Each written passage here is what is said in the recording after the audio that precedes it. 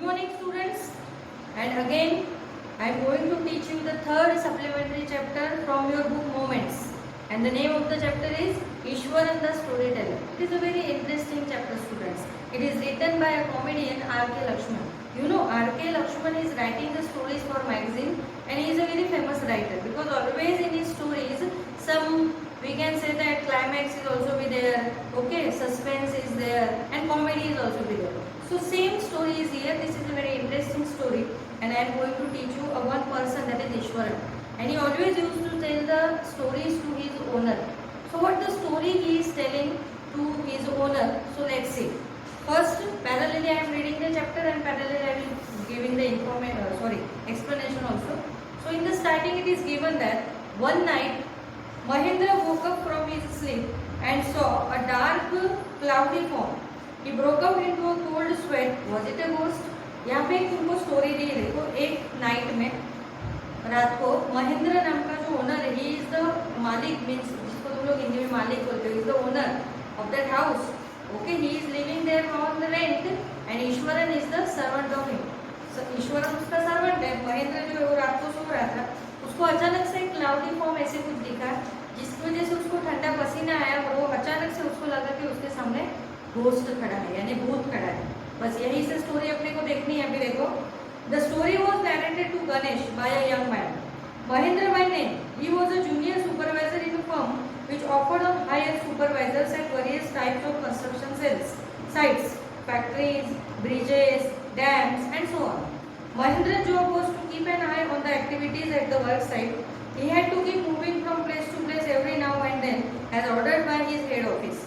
From a coal mining area to the railway bridge construction site, from there after a few months a chemical plant which was coming up somewhere. So here Mahendra's job is given. Here the narrator is Ganesh. He is a young man and he is telling the stories to Mahendra. Mahendra was a person, he is a junior supervisor in a firm and he is hiring the supervisors of various types of construction sites. Means his main work is that he has to, उसका main काम ये था. देखो student, मैं अगर English में शुरू हो गई तो याद करना पड़ेगा. आई थिंक तुमको इंग्लिश भी समझ में आती है, अभी तुम लोग 9th में हो, है ना बेटा. तो यहाँ पे दिया हुआ है देखो कि अलग अलग वो काम, उसका एक जॉब होता है कि his job is to keep the watch over other employees, कि दूसरे एम्प्लॉयज के ऊपर वॉच रखना है कि वो लोग क्या काम कर रहे हैं, समझ में आ रहा है. उसकी साइड से यानी उसका मूविंग जॉब है, कभी यहाँ पे ये साइड पे, कभी दूसरी साइड पे, कभी तीसरी साइड पे, ऐसा उसका जॉब है.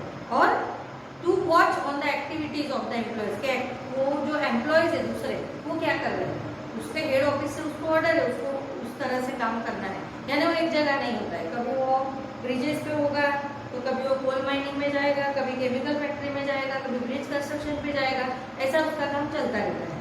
He was a bachelor. His needs were simple and he was able to adjust himself to all kind of odd conditions, whether it was an ill-equipped circuit house or a makeshift canvas tent in the middle of the stone quarry. But one asset he had was he is a cook, Ishwaran.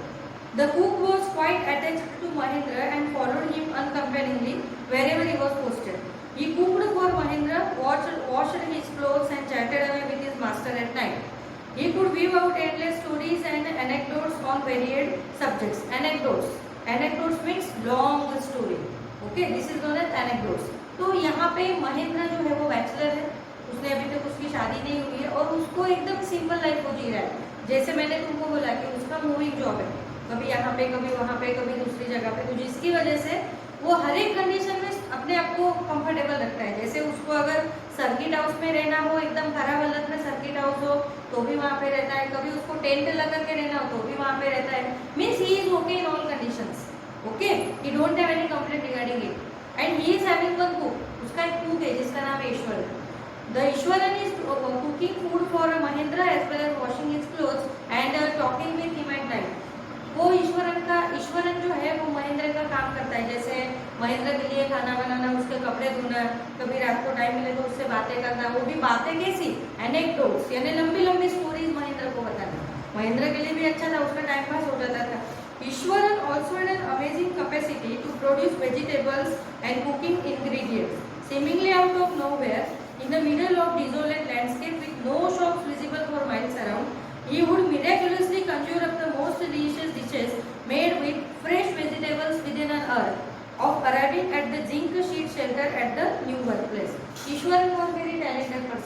वो क्या करता था देखो, कहाँ पे उसकी facility हो, उसको खाने के लिए या सब्जी मिले या ना मिले, वो महेंद्र के लिए अच्छी सब्जी ही बनाता था।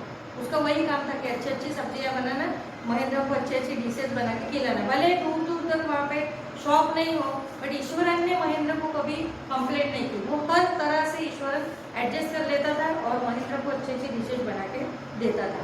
यानी he is very, we can say that honest with the job. वो अपना काम बहुत ही अच्छी तरह से करता था। Mahendra would be up early in the morning and leave for work after breakfast, carrying some prepared food with him.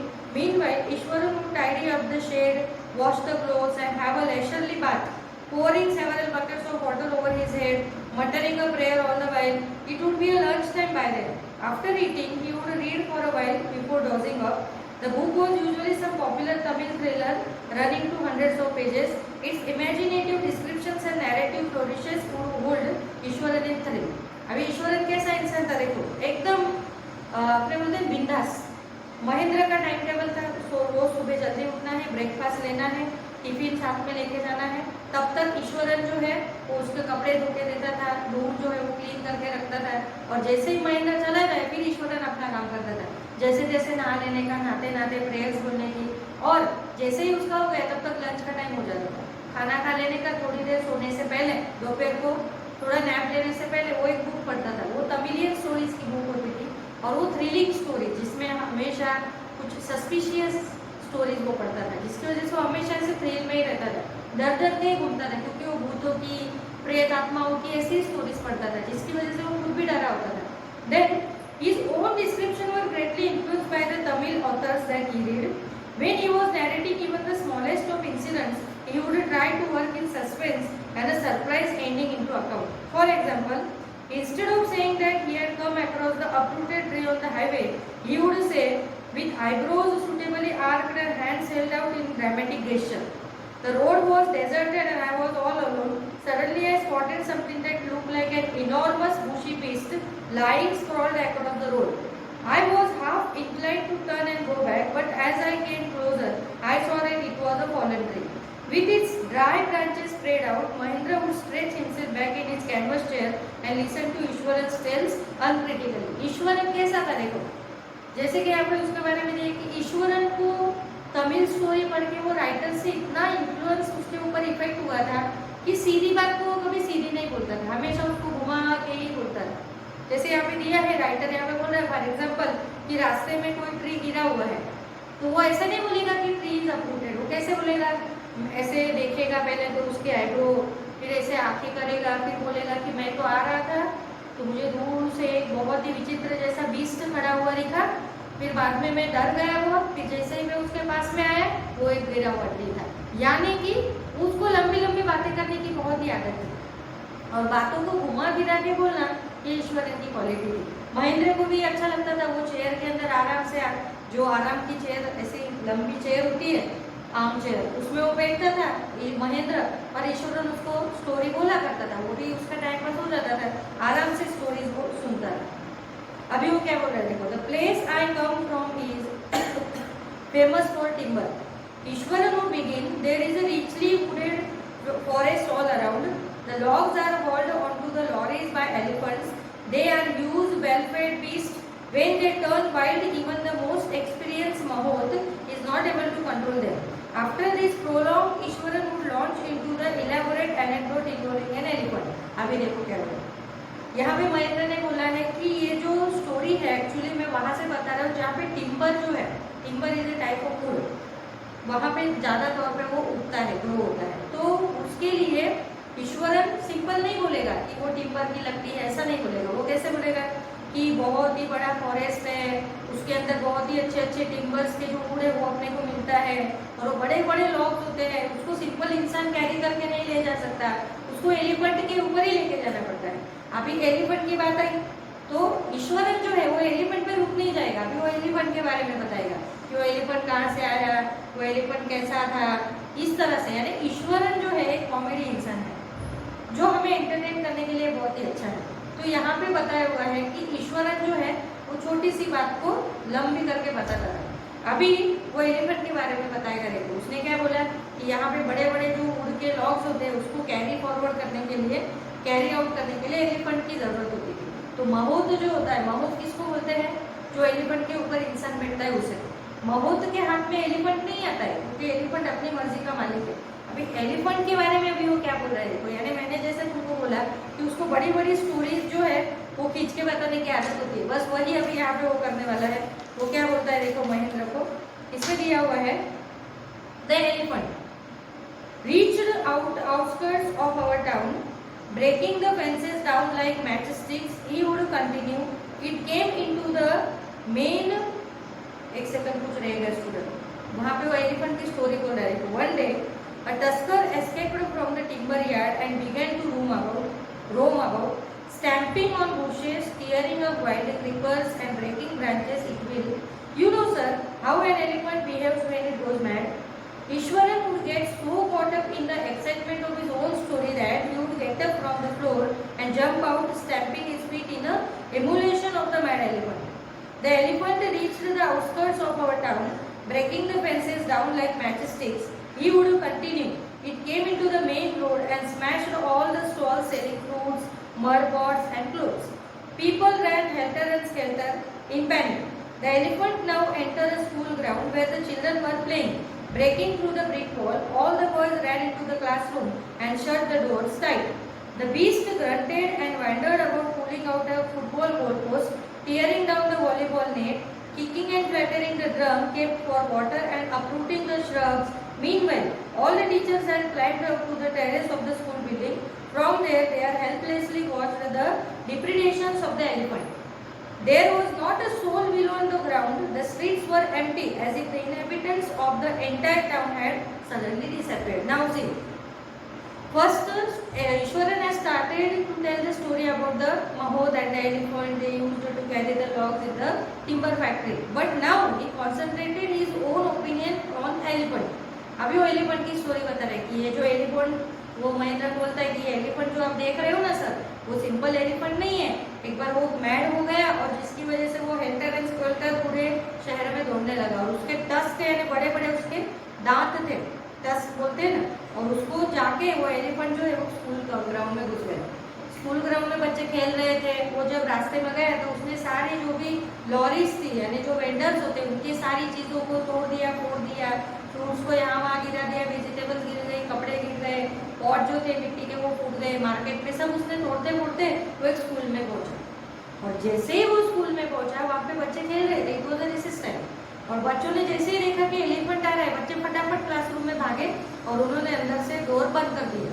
वो जो एलिफेंट है उसने वॉलीबॉल का जो कोर्ट होता है उसको तोड़ दिया, फिर वो नेट तोड़ दिया, समझ में आ रहा है। उसके बाद वो आगे गया, वहाँ पे बच्चों के पानी पीने के लिए जग रखा हुआ था उसको भी तोड़ दिया, यानी फिर पूरे स्कूल में वो घूम रहा था, because he was gone mad. जो टीचर्स थे anyhow they manage to climb up the terrace, teacher जो थे वो टेरेस पे चले गए, वो वहाँ से देख रहे थे, because all the teachers including the students are helpless. Elephant के सामने कौन जाता है, और वो एलिफेंट जो है वो यहाँ वहाँ घूम रहा था, जैसे ऐसा लग रहा था मानो कि सब लोग डर के मारे सब घरों में छुप गए हैं और वहाँ पे कोई नहीं है। You can see the inhabitants there, सब लोग बिल्कुल छुप गए। वो एलिफेंट जो है क्योंकि वो मैड हो गया था। अभी आगे क्या बोल रहे थे, I was studying in the junior class at that time and was watching the whole drama from the rooftop. I don't know what came over me suddenly. I grabbed a cane from the hands of one of the teachers and ran down the stairs and into the open. The elephant grunted and menacingly swung a branch of the tree which it held in its trunk. It stamped its feet, kicking up a lot of mud and dust. It looked frightening, but I moved slowly towards it, stick in hand. People were watching the scene hypnotized from the nearby housetops. The elephant looked at me red-eyed, ready to rush towards me. It lifted its trunk and grunted loudly.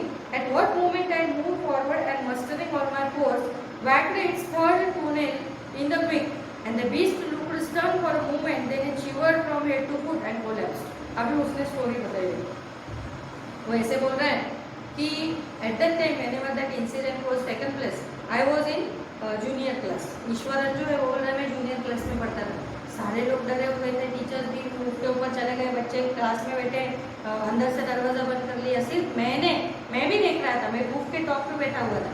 मैंने हिम्मत की, एक teacher से मैंने एक scale ली और वहाँ से उतर के मैं नीचे आया और एलिफेंट के सामने आके खड़ा हो गया। देखो अभी इसकी स्टोरी कैसे, एलिफेंट के सामने खड़ा हो गया, सारे लोग बोल रहे थे अरे इतना छोटा बच्चा क्या करेगा, और जैसे ही एलिफेंट ने मुझे देखा उसकी आंखें लाल हो गई, उसने उसकी जो रंग होती वो उठाई और मुझे वो पकड़ नहीं जा रहा था।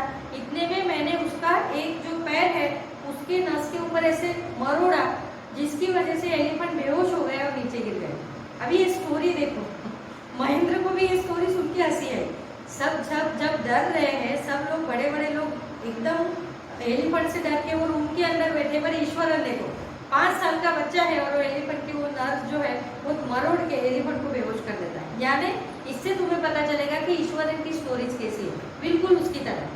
फिर आगे क्या होता है देखो, at this point Ishwaran would have the story unfinished and get up mumbling, I will back after lighting the gas and warming up the dinner. Mahendra, who had been listening with rapt attention, would be left hanging. When he returned, Ishwaran would not pick up the thread of the story right away. Mahendra would have to remind him that his conclusion was pending. Well, a veterinary doctor was summoned to revive the animal. Ishwaran would shrunk casually. 2 days later, it laid away by its mouth to the jungle. देखो अभी क्या हुआ, और parallelly देखो Eswaran was not only telling the stories, he also performing the gestures. वो सिर्फ story नहीं बता रहा है, एक्शंस भी करता है, गेस्टर्स भी करता है, जिसकी वजह से स्टोरी सुनने वाले को भी इंटरेस्ट आता है। फिर ईश्वरन को अचानक से कुछ याद आया कि उसको खाना गर्म करना है, इसलिए वो बीच में ही बोलता है कि मैं खाना गर्म करके आता हूँ, फिर बाद में मैं आपको स्टोरी बताता हूँ। फिर वो जैसे ही आया ना, वो भूल गया वो क्या बोल रहा था, क्योंकि वो एकदम बिंदास इंसान था, जैसे मैंने तुमको बोला। महेंद्र ने उसको याद दिलवाया, अरे ईश्वरन तू मुझे स्टोरी बता रहा था ना, उसका एंड बाकी क्या हुआ। फिर वो लिंक टूट गई उसकी। अभी उसने स्टोरी को कैसे गोल मटल कर दिया, देखो क्या बोल रहा है कि हाँ वो तो वेटरनरी डॉक्टर को बुलाया, फिर वो एलिफेंट को सब अच्छा कर दिया और उसका जो माहौल था उसको जंगल में छोड़ दिया गया। देखो पूछड़ी जैसी उसकी एंड थी स्टोरी का, कुछ मीनिंग नहीं, तो भी महेंद्र को अच्छा था, टाइम पास होता था। फिर क्या हुआ देखो, well how did you manage to do it Iswaran, how did you bring down the beast. फिर महेंद्र ने उसको पूछा कि तू तो इतना छोटा था, तो तूने किस तरह से वो बीस्ट यानी बीस्ट यानी यूज एनिमल, उसको तूने कैसे गिराया नीचे। फिर it has something to do with Japanese art I think sir, karate और jujitsu it is called, I had read about it somewhere, it temporarily paralyses the nervous system you सी।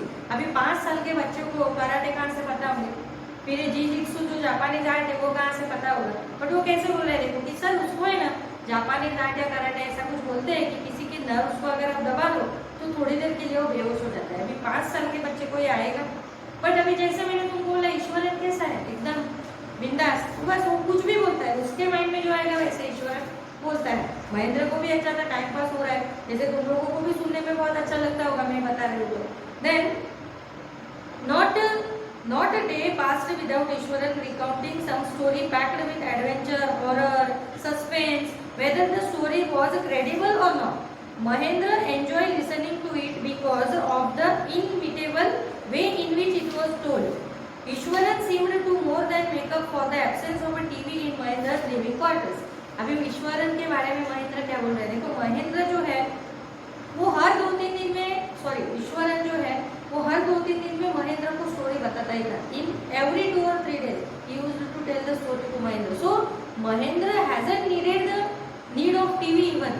अब तक महेंद्र को टीवी की जरूरत नहीं पड़ी, क्योंकि उसके लिए टीवी ऑलरेडी घर में लाइव टीवी था महेंद्र ईश्वरन, क्योंकि वो रोज अच्छी स्टोरी लेके आता था, एडवेंचर था वो स्टोरीज के अंदर, हॉरर था, सस्पेंस वो क्या बोलते हैं सस्पेंस था, तो ऐसी स्टोरीज वो हमेशा महेंद्र को बताया करता था। तो महेंद्र को टीवी की कहाँ से जरूरत, बराबर कि नहीं।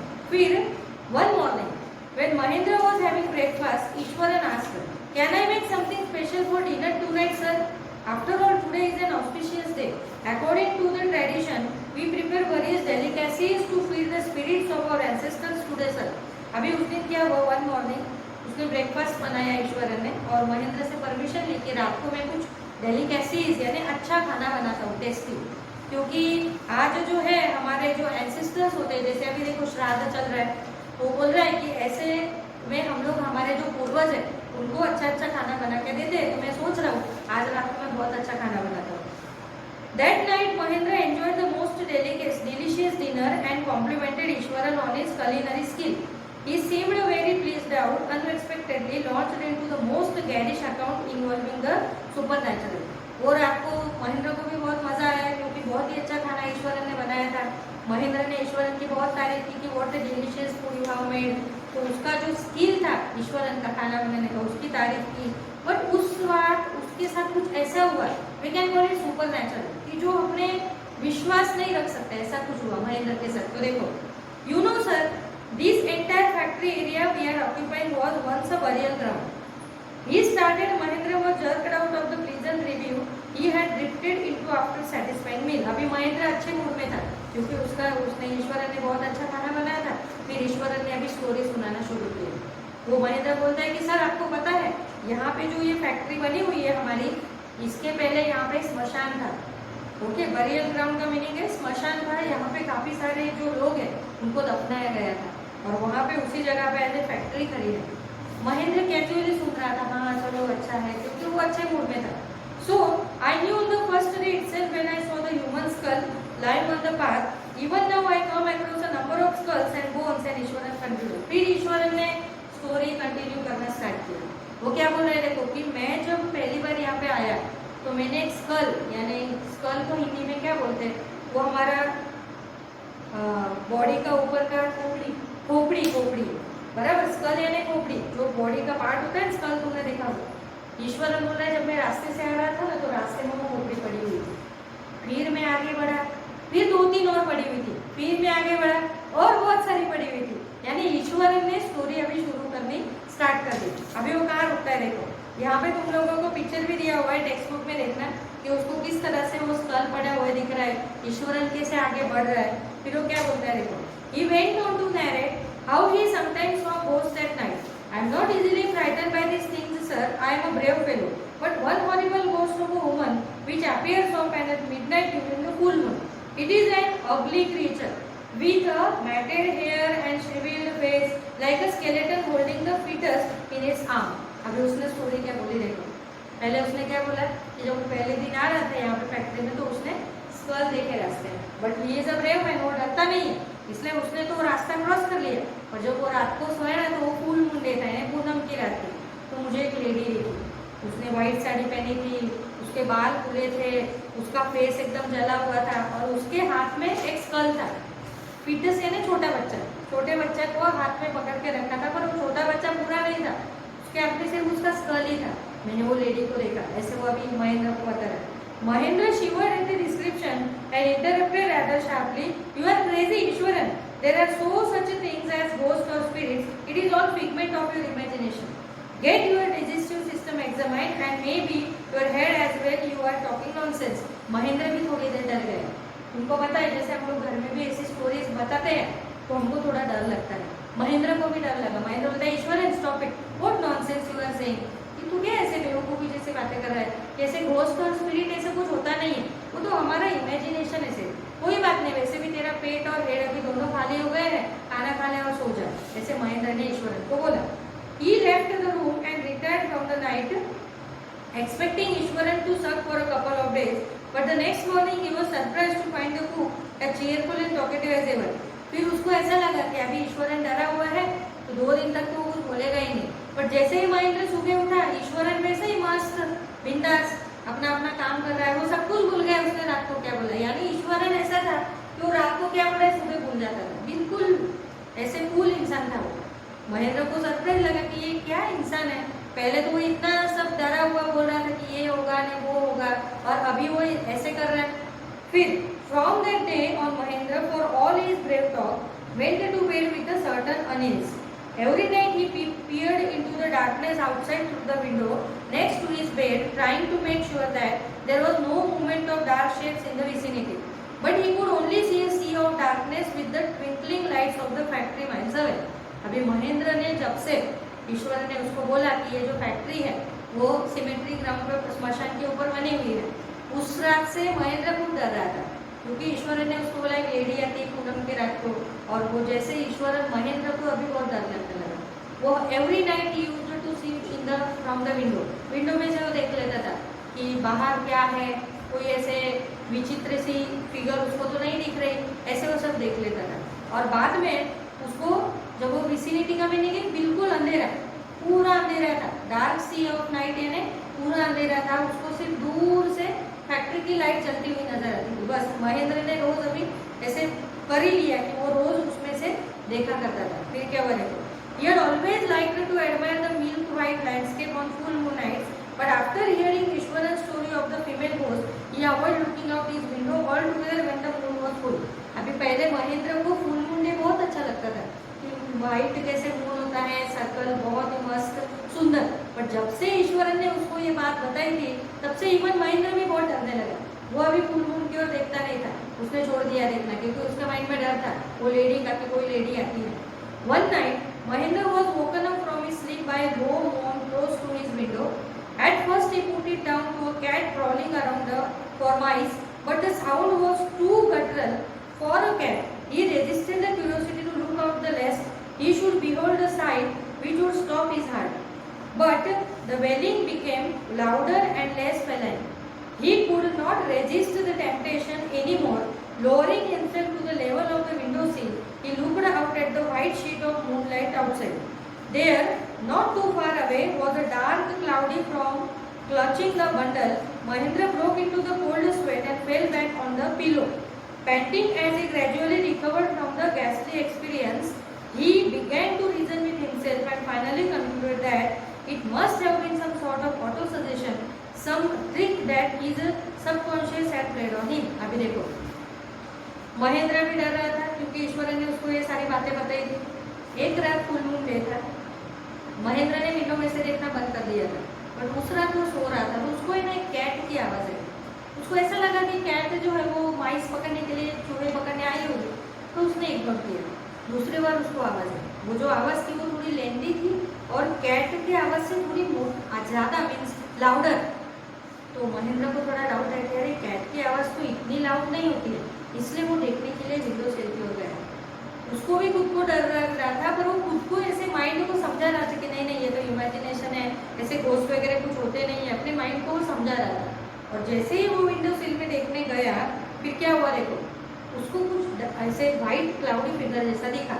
वो बहुत डर गया, तो भी उसने माइंड को समझा कि नहीं नहीं ऐसे घोस्ट वगैरह कुछ होते नहीं है, ये सब हमारे ब्रेन का इमेजिनेशन है, बट डर तो लगता है ना। फिर क्या हुआ देखो, by the time he had got up in the morning, he had a bath and come out to have his breakfast. The horror of the previous night had faded from his memory. Ishwaran greeted him at the door with his lunch packet and his bag. Just as Mahendra was stepping out, Ishwaran greeted and said, "Sir, remember the other day when I was telling you about the female ghost with the fetus in its arm? You were so angry with me for imagining thing. Well, you saw her yourself last night. I came running, hearing the sound of moaning that was coming from your room." क्या हुआ देखो, महेंद्र सुबह उठा, वो सारा भूल गए जो रात को वो भूल गए। अब उसने डेली अपना जो रूटीन था, he had taken the bath and get ready for the job. Eswaran ने उसको टिफिन दिया, नाश्ता सब कुछ हो गया। और ईश्वरन क्या बोलते देखो, सर आप रात को क्या सोए कि नहीं? महेंद्र बोला हाँ सो रहा था। कि क्या हुआ? कि नहीं मैंने देखा कि आपके रूम में से एक मोर्निंग साउंड आ रहा था, ऐसे नहीं ऐसे आवाज आती है, उसको मोर्निंग साउंड बोलते हैं, ऐसी दर्द भरी आवाज, दर्द भरी चीख, क्योंकि ऐसा साउंड आ रहा था आपके रूम में से, तो मैं देखने आया तो आपको भूत दिखा नहीं रात को, मैंने मेरी जो बात थी वो सही थी नहीं, ऐसे कि आपके रूम में कोई आया था सर। अभी वो महेंद्र जो है वो अच्छा खासा भूल गया था, उसने ईश्वरन ने फिर से याद दिला दिया। A chill went down Mahendra's spine. He did not wait for the Ishwaran to complete his sentence. He hurried away to his office and handed in his paper, resolving to leave the haunted place that the next day. बेचारा महेंद्र, ईश्वरन कुछ आगे बोले इससे पहले वो घर से निकल गया, ऑफिस में गया। ऑफिस में जाते ही पहला काम उसने क्या किया पता है? कि ये जगह से मुझे ट्रांसफर चाहिए, मैं दूसरी जगह रहने जा रहा हूँ। यानी देखो ईश्वरन ने उसको कितना डरा दिया। एक बहुत ही जो अच्छा इंसान था, जो भूत प्रेत में नहीं मानता था, बट ईश्वरन ऐसा था, मैंने तुमको पहले ही बोला कि वो इतनी सी बात को खींच के बताता था, जिसकी वजह से जो इंसान डरता नहीं उसको भी माइंड में डर आ गया, जिसकी वजह से वो डर गया और उसने ट्रांसफर का ऑर्डर लिया कि मुझे ये हॉन्टेड प्लेस में रहना नहीं है, मैं दूसरी जगह पे जाना चाहता हूँ। तो यहाँ पे ये सप्लीमेंट्री चैप्टर था स्टूडेंट्स, यहाँ पे तुम्हारा सप्लीमेंट्री चैप्टर कंप्लीट हुआ। अभी तुम लोगों को क्या करना है देखो, इसके जो क्वेश्चन आंसर्स है वो तुमको कैरी आउट करने हैं, क्योंकि तुमको पता है तुम्हारी एग्जाम जो है वो चल ही रही है, तो इस तरह से तुमको एग्जाम के लिए रेडी रहना है। नेक्स्ट लेक्चर में हम लोग नेक्स्ट चैप्टर के साथ मिलते हैं। Bye guys.